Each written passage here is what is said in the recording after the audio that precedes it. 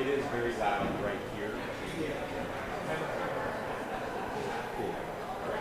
Yeah, and I can hear you in the back, even over everyone speaking. That makes me think that everybody that we should see. Thank you.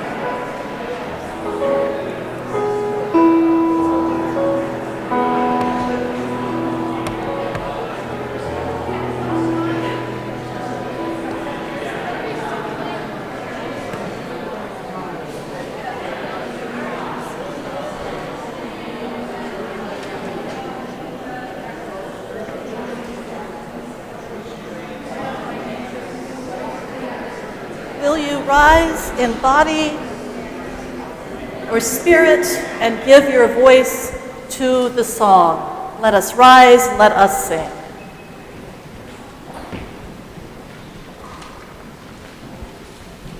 Spirit of Life. Introduction. Fill the space. Spirit of life, come unto me. Sing in my heart all the stirrings of compassion. Blow in the wind, rise in the sea, move in the hand, living mark, shade of justice, roots holding roads, winds set them free.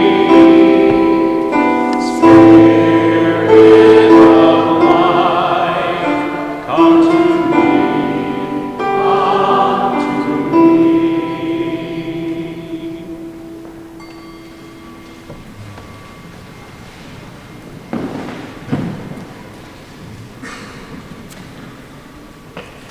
Matthew Cooperthwaite and Ashley and Theodore are here. In addition to having a full-time job, a full-time family, and a full-time life, Matthew has been chairing our building team. And I would like to invite them forward to light the chalice.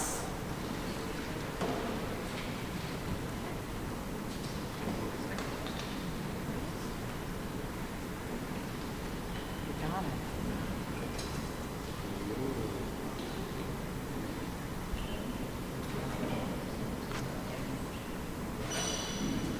That's hard to do with masks.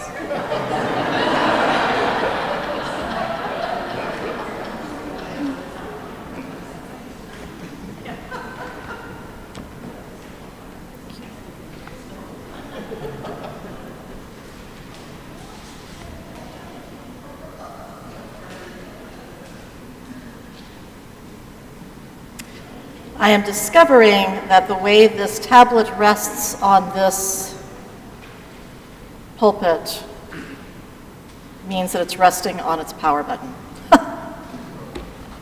We will have to fix that, yes. Mitra.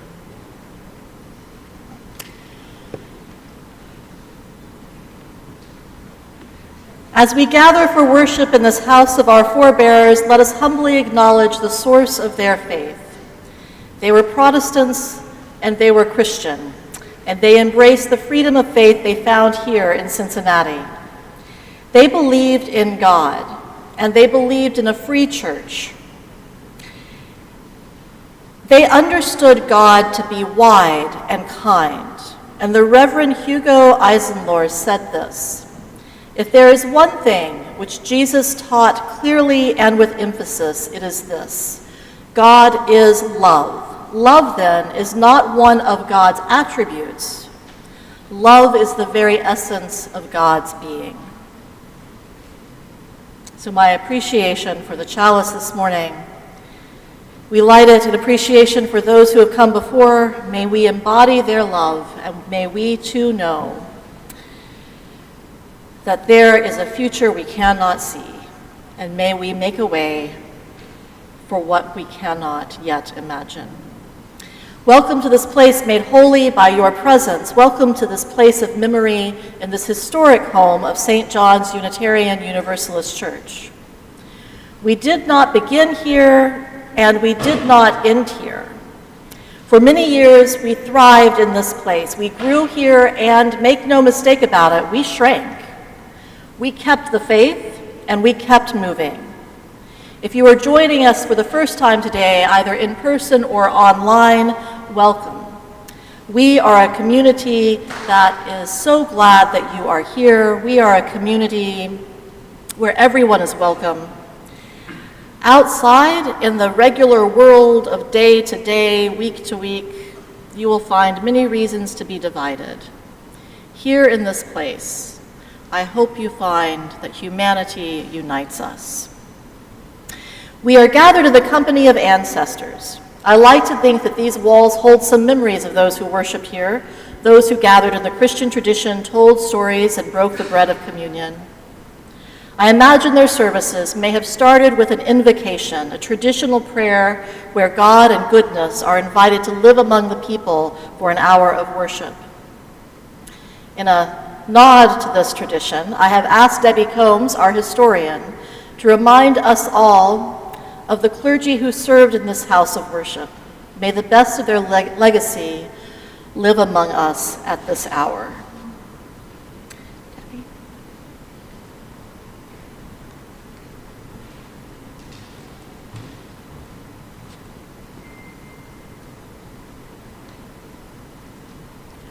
Good morning. The first minister who served in this building was Reverend August Kroll, and he served here from 1868 until 1874. So he brought the congregation here from the building on 6th Street. The next minister was Reverend J. Carl Schultz. He was here between 1874 and 1884, and I'd love to tell you something about him, but we don't have any records on Reverend Schultz. Reverend Hugo Eisenlure was the minister who was here for the longest time, and he was here between 1884 until 1931. And he's the minister who was here when we became a Unitarian congregation. During his time, the Reverend Gladys Wheeler became assistant to the pastor. Then, following Reverend Eisenlure, was Reverend Julius Kroll-Pfeiffer, and he served in this building from 1931 until 1946. He's another minister who was in transition with the congregation. When the congregation left this building, they moved to the Hanselman Masonic Lodge on Clifton Avenue. And you can see that today. It's part of the Hebrew Union College campus. And Reverend Kroll-Pfeiffer was also the minister who was with the congregation in the move to Reeser Avenue. He didn't live long enough to see the sanctuary, but he did hold services in what is now Kroll-Pfeiffer Hall. And so these men are just have wonderful histories, and if you'd like to understand them a little bit more, there's a flyer on the history table right here called In Their Words, and you can read about what they believed. So, thank you.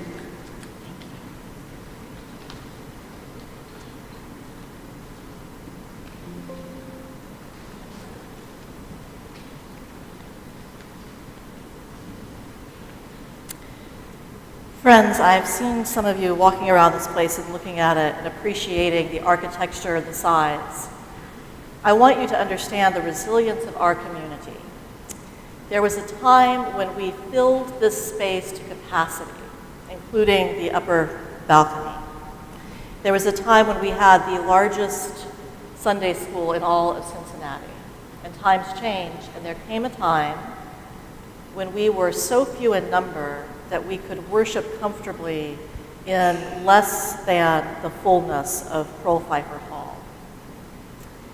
So when I first arrived here, 3CDC was beginning work, and I took a tour with the board of this building when it was in quite a state of disrepair. How many of you saw this building when it was a bit yucky? That's a lot, yes. I am so very happy that we only have responsibility for the church on Reister Avenue. Will you give your voice to the song and let us sing, "Let This Be a House of Peace"?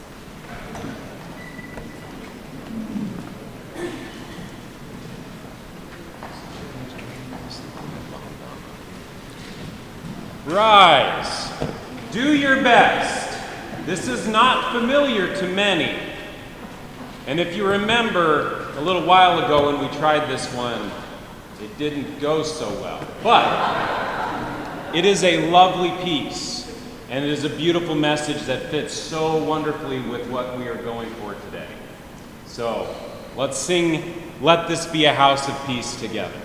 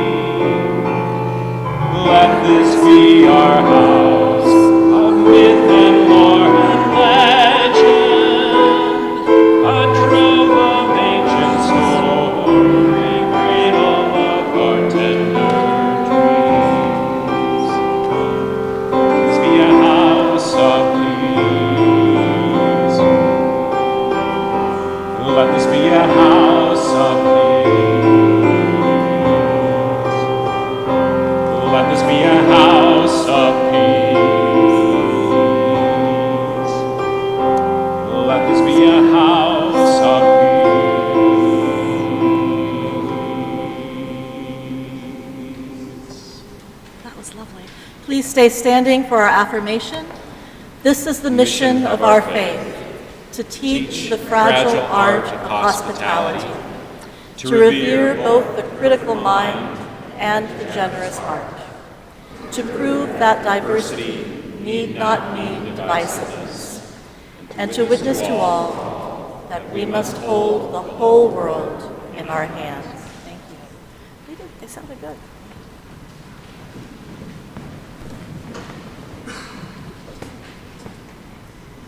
Friends, we are a community of mosaic.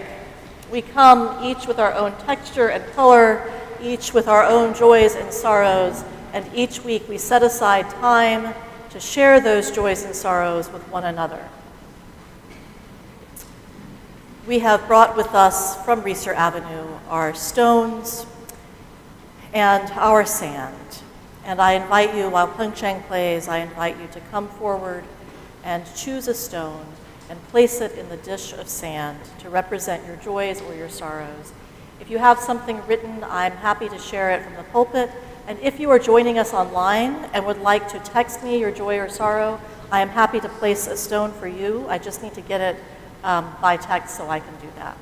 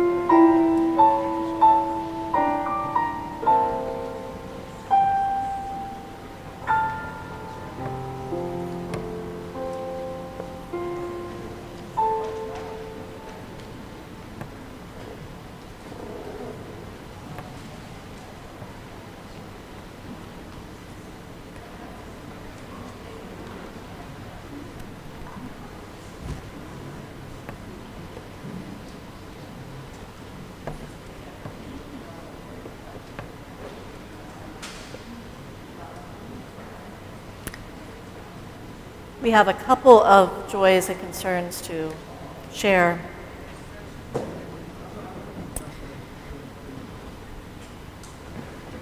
Shannon Tubb announces that her brother and his husband bought a new house, which is exciting. And also, she says, my brother is having surgery this Thursday. Roberto?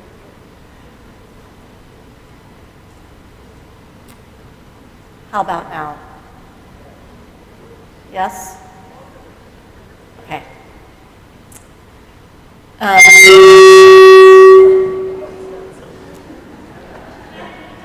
That was our sound operator's way of standing up. Roberto, would you like to stand up and wave to the people?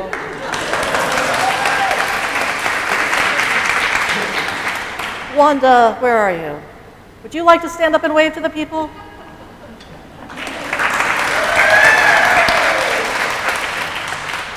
Because these two ran off and got hitched this week.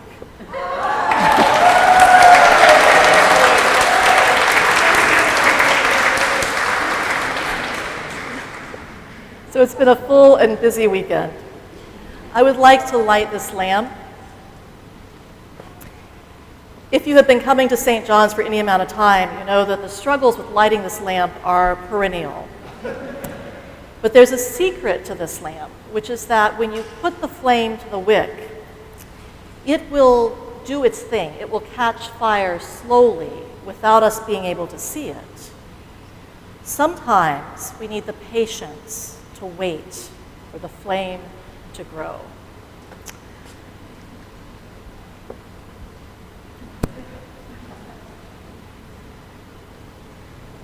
So we light this flame in appreciation for all the ways we grow together in supporting each other through our joys and through our sorrows.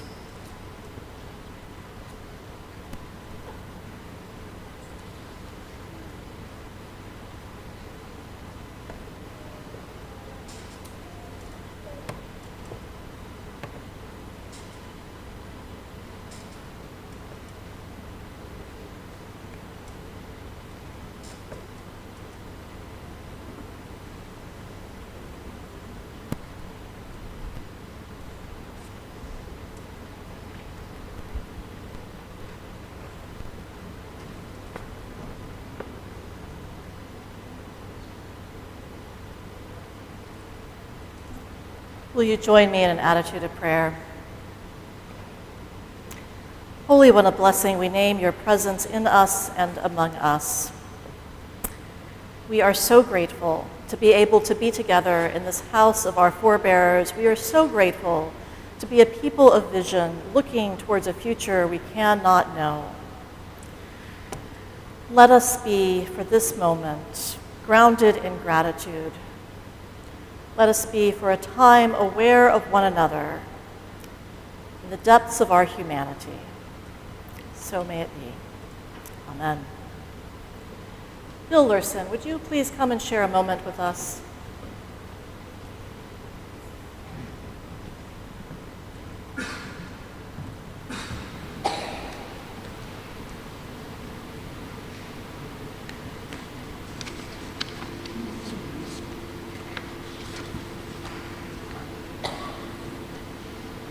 I am grateful. My life is very good, and I'm grateful for so much. As I look back over my life, one theme, something high on my gratitude list, is church. My first 18 years of life, I attended a liberal Presbyterian church with my mom in Evansville, Indiana. We both attended every Sunday and were fully involved with the congregation. The inspiration of Sunday morning and the supportive members of the congregation helped shape my life. Even when I went off to college at Purdue University, I sought out the inspiration and renewal of Sunday morning services at a liberal Presbyterian church. When I came to Cincinnati in 1966 to take a job with Procter & Gamble, I began a search for a new church home. I thought it would be easy. It was not. I couldn't find a place that fit for me among the Presbyterian and Methodist churches I gave a try to. Then in 1967, I decided to try Unitarianism. I found my way to St. John's, and wow. I was instantly, I could feel that I had found a new church home. The Sunday services were so inspiring and thought-provoking. The people were so welcoming and interesting. I attended regularly and then joined in 1968. And I'm still grateful to be a member 54 years later. Looking back, I have the perspective that St. John's and I have been taking care of one another for 54 years. I arrived here as an immature 23-year-old. St. John's has helped grow me up. Through my volunteering here, I learned people skills and organizational skills that carried into my work and beyond. Through the Sunday services here, I have become a better person. I have had some major personal changes and challenges in those years, and the supportive community here has helped see me through all of them. St. John's has also had changes and challenges in those years. There have been 7 settled ministers in that time. The cultural and political challenges beyond our walls have been huge. The actual individual members in the congregation have changed many times over. Our financial health has had its ups and downs. There have been building repair challenges that have needed to be attended to. I have tried through my efforts to take care of the church.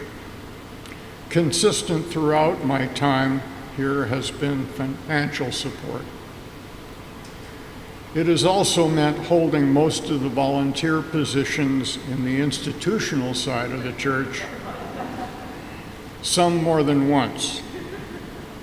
It has had me singing in the choir. It has engaged me in all manner of repairs, work on all parts of our building. I'd like to think that St. John's and I have done pretty well in taking care of each other for these years. We're both healthy. I am grateful. Now St. John's and I are entering a new phase in our time together. A master plan has been developed to repair and improve our wonderful church building, and I have agreed to help lead the major capital campaign needed to pay for that work. This has led me to 2 new perspectives. First, I have come to see our church at 320 Reeser as a gift. It was given to us, me, and those who came after I did. I did nothing to build that building. I did nothing to pay for it. It was the dreams, planning, and importantly, financial sacrifice of those in the congregation who came before me that built it. In retrospect, many of the older people sitting around me on a Sunday morning in my early days here were part of providing that legacy, that gift. For that, I'm grateful. Number 2, many, if not most, of the St. John's congregation that raised the money for our building in Clifton were sitting where you are right now.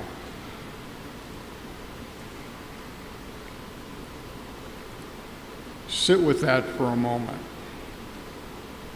Yes, there wouldn't be a St. John's at 320 Reeser if it hadn't been for that last St. John's congregation at 12th and Elm.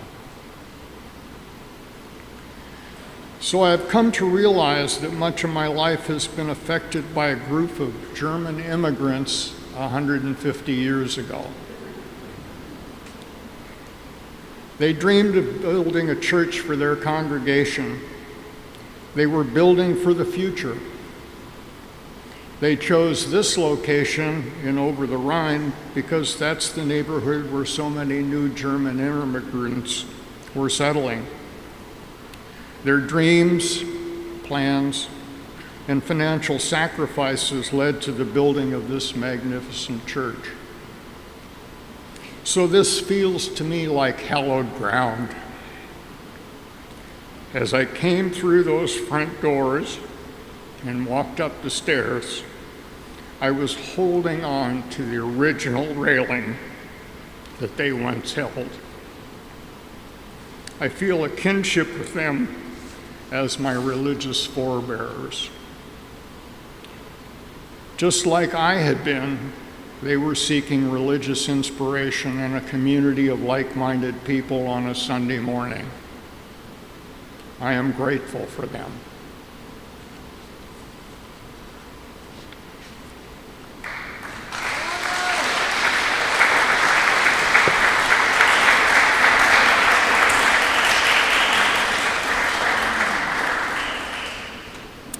For our 200th anniversary, the Reverend Jason Schultz created a new song for us.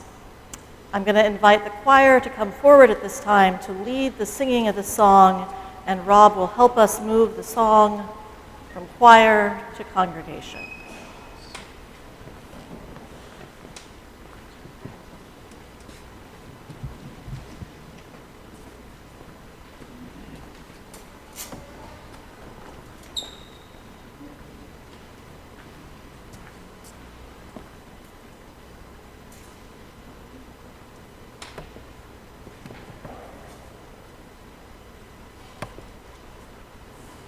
Have your program open to St. John's blessing so that you're not taken by surprise.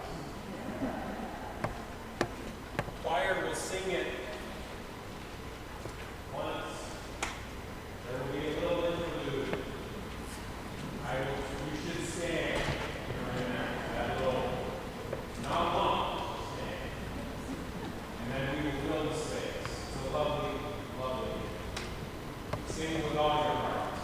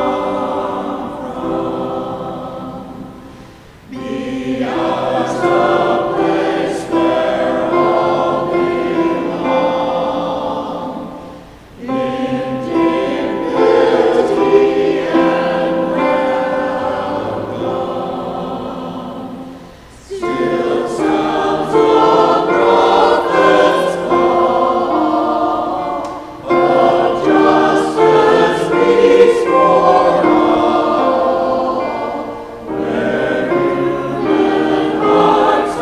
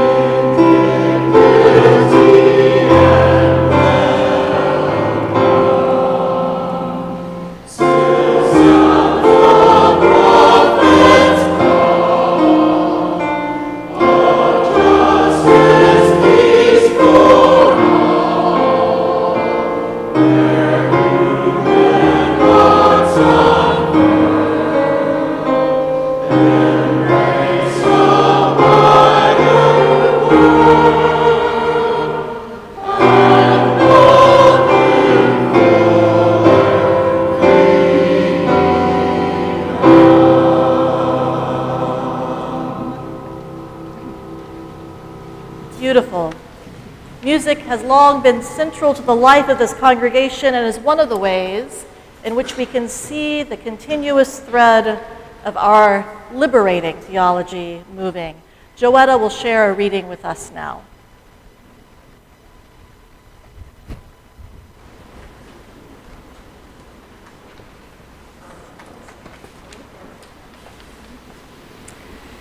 Good morning. In 1869, the Reverend August Kroll created a hymnal for St. John's, and I meant to bring it up. Debbie, would you show it to everyone here? We have it up at the table. The hymnal was, of course, written in German. In October 1935, the Reverend Julius Krollpfeifer shared in the St. John's Unitarian Church Bulletin these words from the preface of the hymnal, which were written by Reverend Kroll.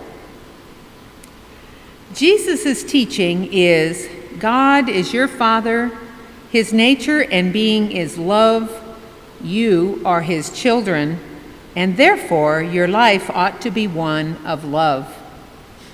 To love God above all things and your neighbor as yourself, this is religion. This is eternal life. In the spirit of this teaching, we have selected hymns for this book.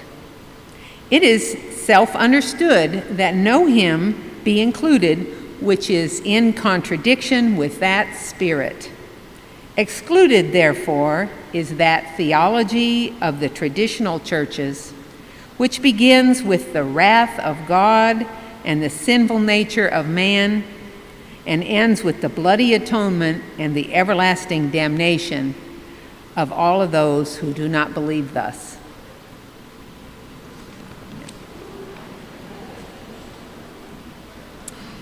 How seriously do we take music at St. John's? We take it this seriously. We are convinced that the world will come to a sudden and abrupt stop if a Christmas Eve passes and we do not sing Silent Night in German. It is not Christmas Eve, it is August, but we are here in this place and we will sing in German. Will you give your voice to the song Silent Night and just let yourself imagine what it is.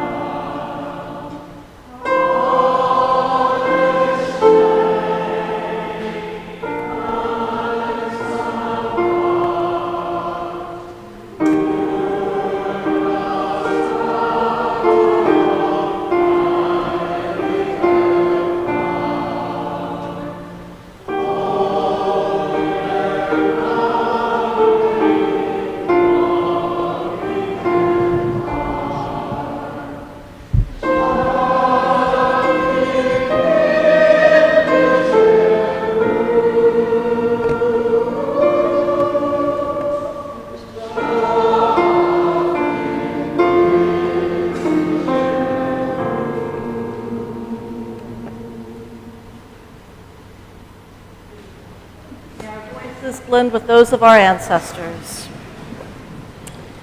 May that fundamental theology that the babe in the cradle, wherever they are, whatever their circumstances, they are a beloved child of God. May we remember to bend to them always. Each soul must find some Sinai, some far-flung mountain peak where they may hear the thunder roll and timeless voices speak. Each soul must seek some Sinai, some secret place apart where they may be alone with God and newborn kingdom's charge. These are the concluding words to a sermon titled Gaining Perspective by our own Julius Krollpfeifer. He was speaking to a congregation that was weary from war. The people wanted an escape from all the hard and ugly things, and Reverend Julius, as I like to think we would call him now, Reverend Julius said that the congregation was so worn out because they had lost sight of the bigger picture. He said that weariness itself came from a loss of perspective on human existence, and that happens because we lose sight of the purpose of our existence, and then we begin to doubt whether there is a purpose at all. And finally, we give in to living without conscious purpose in our actions except for immediate results or satisfaction. Do you hear? That's really old-fashioned sounding. Do you hear what he's saying there? He's saying the despair of the world is heavy, and we give into it, and we start to think that there is no purpose or meaning beyond just ourselves and what makes us happy in this moment. So we seek what makes us happy in this moment, and we lose sight of the bigger picture. Again, he was speaking to a congregation that had been facing war for a long time, and they were tired. They were tired. He wanted to invite them back into understanding purpose. He wanted to invite them to see beyond their personal, individual purpose and perspective and get a perspective of something larger. So from me to the community, from this community to the beloved community. And so he calls us to find our own Mount Sinai, a place where we meet the holy, where we discern the principles which are to guide our living. And I would add, we would need our own Mount Nebo, where we look to a future we will not inhabit. We need to stand on that mountaintop and see a future that calls our souls forward for the sake of that which is yet to come.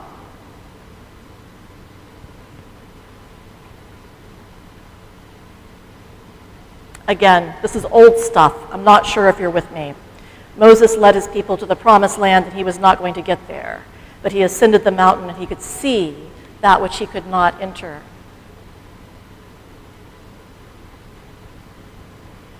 If you were to take a snapshot of St. John's over the last few years, if you were to look at us, you might see a church that has lost its future. Our children's program is it's barely on life support, and has received very few volunteers in the last years. Our building closed down. We barred the doors to protect us from a worldwide pandemic. Our people scattered to home offices, or we went to work in places where COVID was a constant companion. We had many among us who worked on hospital floors and grocery stores, where COVID was there at every turn. Many of us reassessed our priorities and moved across the country to be nearer to family. Our volunteer base shrank, and we began to live as a fearful people. We fear a virus we cannot see. We fear conflict and dissent. We fear we will not have enough money to meet our obligations, and we fear partnering with other people lest they take what money we have. We fear being able to find the right person for the job. We fear that we are not the right person for the job. And worst of all, we might even fear that we are not the right church for this moment in history. And then, a minute ago, we found out that to fix the front wall on Reeser Avenue would cost more than double what we thought it would. $600,000, and the estimate is more than $600,000, but let's just go with $6,000 for a round number. Yes, $600,000 is the equivalent of a yearly income for 21.6 families of 4 who are living at the poverty line. That is 85 people, point something. I don't know what the point person is. I think that might be a pet. Like, You know, if you're above 0.3, you're a dog, and if you're below 0.3, you're a cat. I'm not really sure. But you get the point. For the amount of money that's going to cost to build our wall, to fix our wall, we could sustain 85 people at the poverty level for 1 year. It is time for us to seek our mountaintop and find a new perspective. So we have come to our old home, but as Thomas Wolfe reminds us, we can never go home again. We can't go home again because we have changed and the circumstances and the places that formed us have changed. This place, this building here at 12th and Elm, this place which welcomed the immigrant no matter what form their faith, so long as they spoke German, these walls, which echoed a language foreign to ours, these walls offered shelter to those who traveled far. These walls are built of brick upon brick. And these walls, as strong as they are, could not hold back the changes of time. As we left the 19th century and moved into the 20th, as inclined trolley cars became obsolete, as immigration patterns shifted, and as Germans assimilated, as life happened, we who were St. John's could not stay here any longer. We had been founded as a theologically welcoming but ethnically distinctive church. I need you to hear me say that. For all of our theological welcoming, for all of saying, whoever you are, you can be here, we also said, but you have to speak German. And you have to hear me. German is not just a language. German is a language plus. We've moved on to speaking in English, but there are many ways in which we hold that German heritage. Our own Rita suggested that we have a German Heritage Day at St. John's. I love this. I want to be able to, as a member of St. John's, claim my German heritage for a day. It is good to be part of this tradition, but don't mistake this for an easy tradition. As much as we celebrate the good things, we also need to acknowledge that there are some parts that present us with difficulty. We were no less German in many ways when we decided to shift to English. And we decided to do so because of our children. The children who were coming here were speaking English, and we looked at them and we said, oh, dear sweet little children, we want you to stay engaged and involved. We care for your souls and your upbringing. Can you imagine being an elder in this church when the decision was made to change to English for the sake of the children? That must have been a little difficult. George, I'm looking at you. I bet that there were some people who were not happy. But they did it. They did it because they knew there was something larger out there, something worth aiming for, where their children would take them where they could not go. It was their Mount Nebo moment. And the truth is, from the height at this church, when we were publishing our own hymnal with that wonderful welcoming theology, proclaiming the goodness of God and the nobility of humanity, surely the basis for any Unitarian Universalist church, from our height we shrank and we shrank and we shrank, and we could not maintain this place. The demographics changed, the neighborhood changed. I mean, we're called over the Rhine. This neighborhood is called over the Rhine because there were so many Germans here at one point that the canal that was where Central Avenue is now, Central Parkway, that canal took on the nickname of the Rhine because all the Germans were over the Rhine. The truth is, we in this church, our ancestors in faith, looked at these shifting demographics and said, I am afraid to go there. I don't know those people who live there now. They are not like me. I don't know if I want to go and be with people who are not like me. That's okay. Did I tell you that I'm so glad that we don't have to maintain this building? Did I mention that? Because whew. It's a beautiful building. I'm really glad that other people are taking care of it. We are a congregation who can be proud of our history. I know y'all know, or most of you know, that we were our minister back in the day put in the major effort to get an orphanage built that became Beach Acres. We not only said we are people who welcome the immigrant and support the orphan, we did it. We lived into that. But make no mistake, that was 1850. It's a little bit more than yesterday. And yet, for all of that, we kept ourselves to ourselves for many a generation.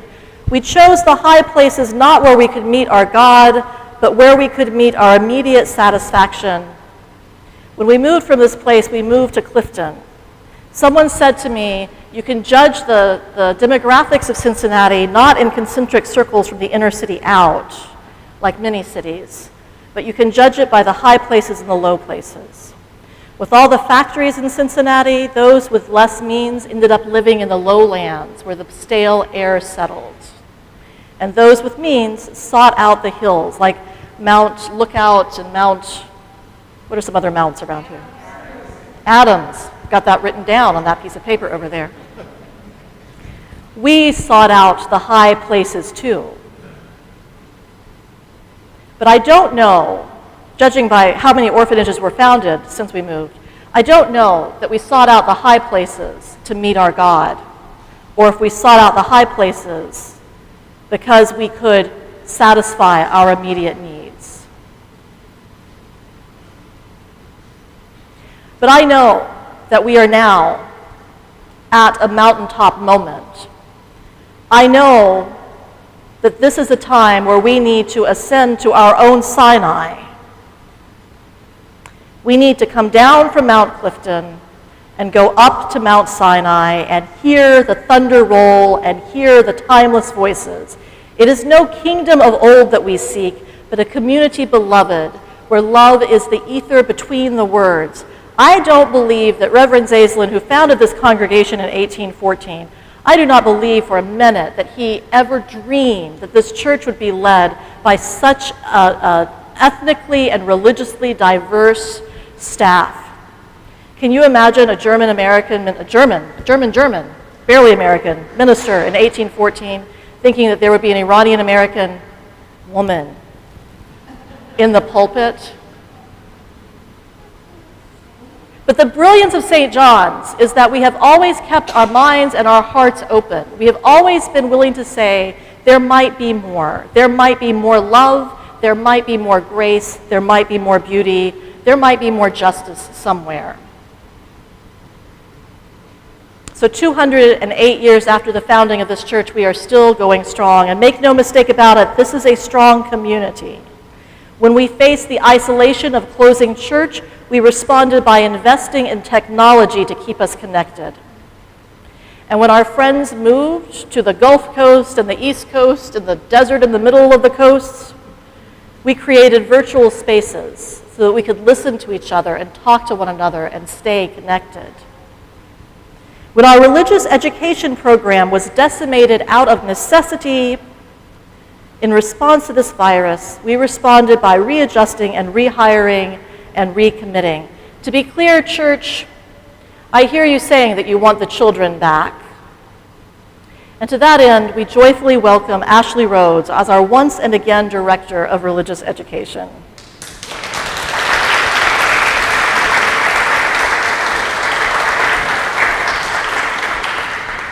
And that's no small thing, because when you serve a church, you have to give up your membership, right? When you work for a church, you have to give up your membership.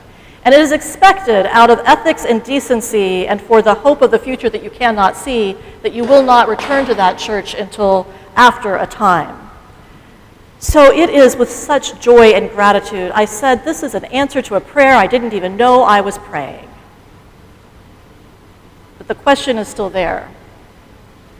Can we imagine ourselves in a church that has a playground that is fitting enough for the children we are welcoming? Have you been on our playground lately?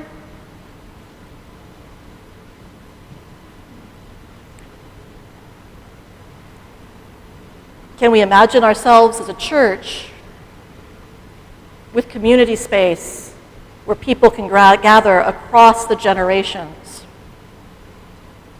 I just think of the people here who made the shift from German to English, and it must have been hard, but it was worth it. A commitment to children will bring changes, and some of those changes will be hard, but I believe that if we lean more into the joy than the hardship, the generations will be rewarded. We are a church that has looked at the skyrocketing cost of rent and the impact it has had on families, and we are actively asking the question, how can we use our resources to help homeless families? This is what walls can do. Walls can cast cooling shadows when the heat of the world is too much to bear. They move the wind that would otherwise blow us down. They shelter the seeker and the immigrant, the wanderer and the spiritual pilgrim. $600,000 is enough money to maintain 86 people at the poverty level for 1 year, right? I said that earlier. But can you imagine if we put that money into the church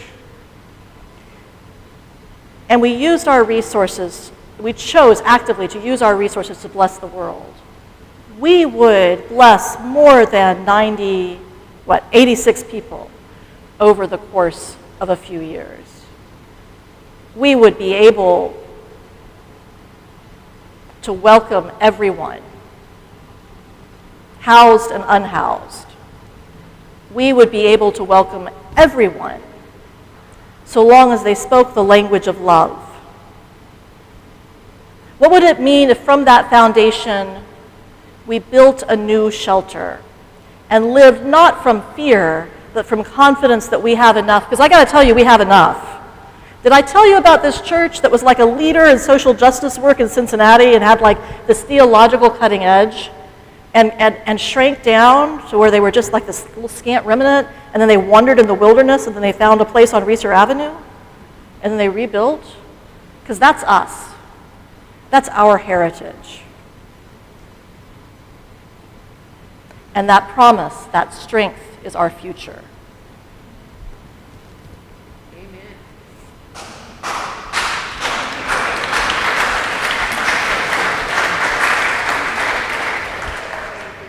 But let me be honest, I am speaking to you with my feet on flat ground. I offer no wise discernment here. I believe that truth emerges in dialogue. So St. John's, find your mountaintop. Meet the eternal and know what you are called to build. Because you are not only called to build a new way, you are called to build in a new way. First, we must have days like this, days when we remember who we are. We must have days to play together. We must have days where we can dream what we yet can't even imagine dreaming. How does that make any sense? How can we dream what we do not imagine to dream? Well, there's a secret. There's a secret because there's you and there's me and there's you and there's you and there's like people on this side of the aisle, there's people on that side of the aisle. But if you come together in dialogue, in open dialogue with no agenda, if you come together and you talk to each other and you share of your heart without fear, you might find something emerges that's bigger than either one of you. No truth emerges except in dialogue. Let us climb that mountain together and meet our meaning there. And then, may we build upon our dreams. Oh, but friends, first, we have a little time with some lovely music. With gratitude for all who have come before and all have yet to enter the circle of St. John's, we will take an offering to support the church at this time.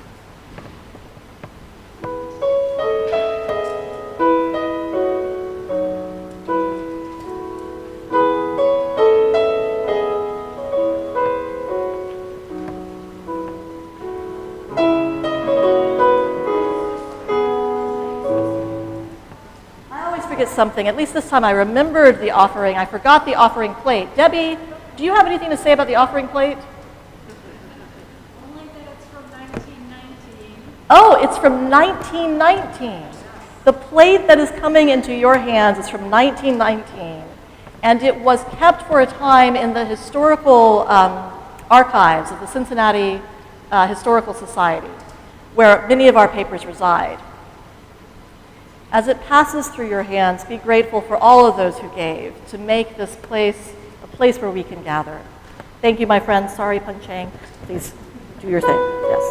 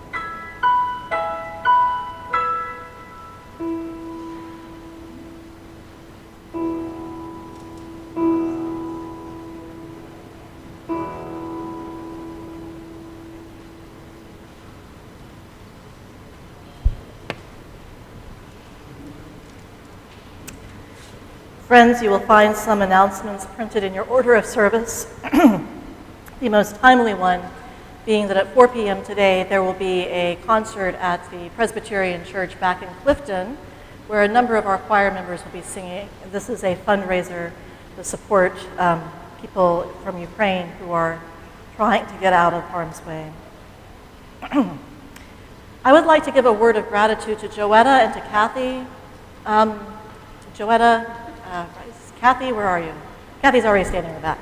There's Kathy and Joetta and Monica and Connie and Bill and Debbie and can you all stand up? There are people.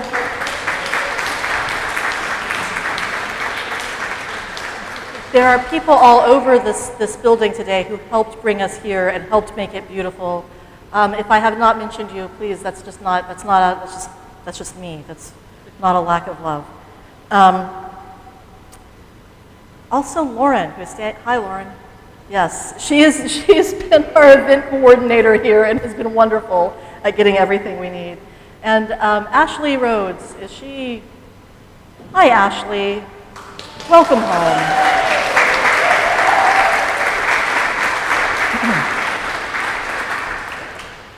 Thank you. Our closing hymn is Building a New Way, and we're going to sing just the first two verses. First verse again. Pardon? Sing the first two, and then we'll sing the first verse one more time. Oh, we're singing verse 1, and then verse 2, and then verse 1. Rob will lead us, and we will follow.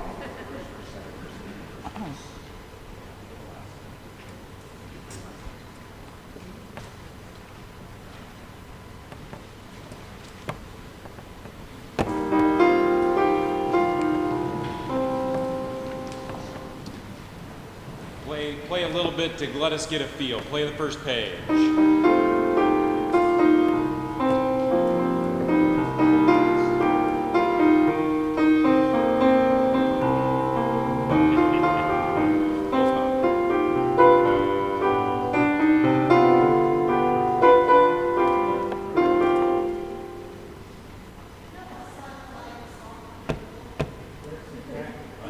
Sing this one soft and beautiful. We can sing this one loud and energetic.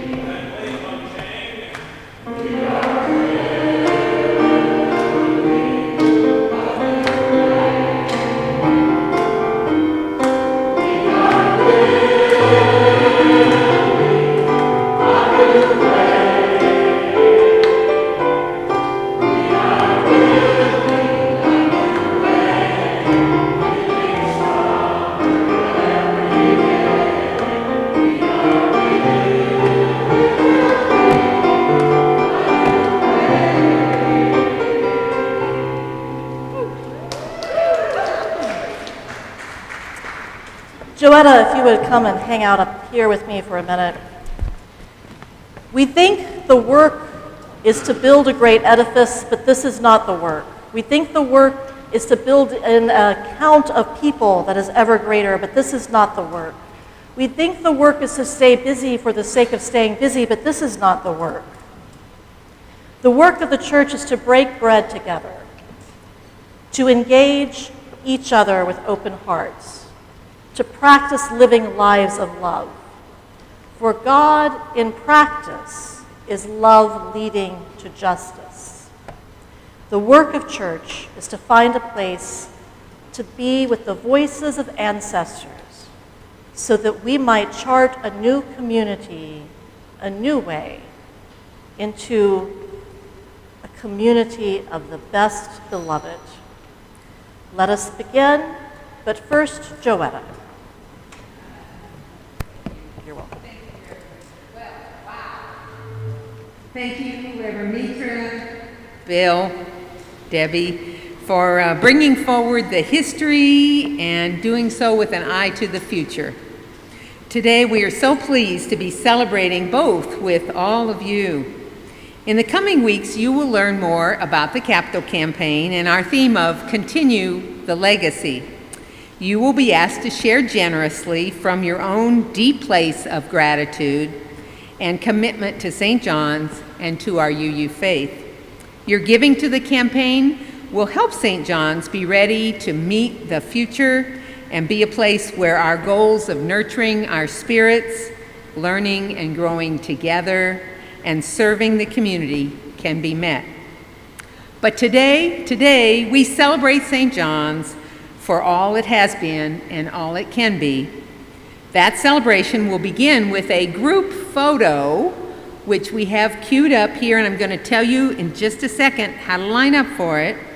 And after the photo, we'll have cake and coffee and tea served in the back, and you'll have an opportunity to come look closely at that German hymnal and other beautiful historical artifacts that we have, that Debbie has gathered for us up front. You are also welcome to explore the view from the balcony or choir loft or singing gallery. I'm not sure what they would have called that in 1868, but from that upper floor if you like. Lastly, please be sure to sign the guest book. It's back in the back near the flowers, and we invite you to write a message to reflect on your experience with St. John's and today's service if you like. Debbie purchased a special guest book with archival paper. So what you share will be preserved for the future, and I kind of envision that in the year 2064, when the congregation celebrates 250 years in Cincinnati, people will look back, they'll have that book on their table. So be sure and sign it. Thank you so much. Now let's line up for the photo. And the plan here, Claire, if I understand it, is for everyone to come and face up toward Claire. Stand facing toward the stained glass windows and Claire, and